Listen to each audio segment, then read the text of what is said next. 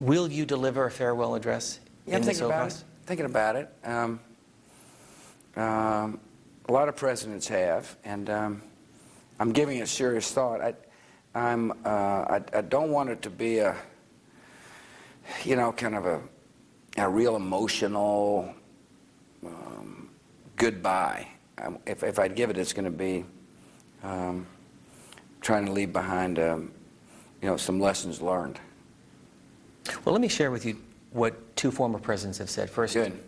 Dwight Eisenhower in 1961 said, "Crises will continue, we'll face them. In meeting them, whether foreign or domestic, great or small, there is a recurring temptation to feel that some spectacular or costly action could become the miraculous solution to all current difficulties." Right. And then he talked about the industrial military complex. Right.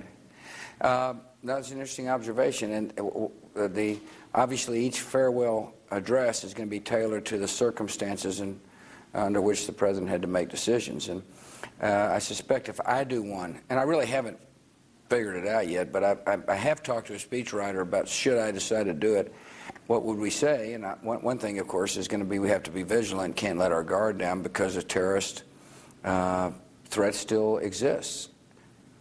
Ronald Reagan had said, "Are we doing a good enough job teaching our children what America is and what she represents in the long history of the world," in his statement of saying there's a great tradition of presidential warnings as they leave the White House. Interesting.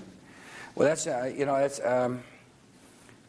I haven't really viewed the farewell address in terms of presidential warnings, but it makes sense to say, I've learned this, and I wish my successor all the best, and America needs to, be on the lookout. One option for me is to talk about isolationism and protectionism, and that it's very important for us to resist those isms.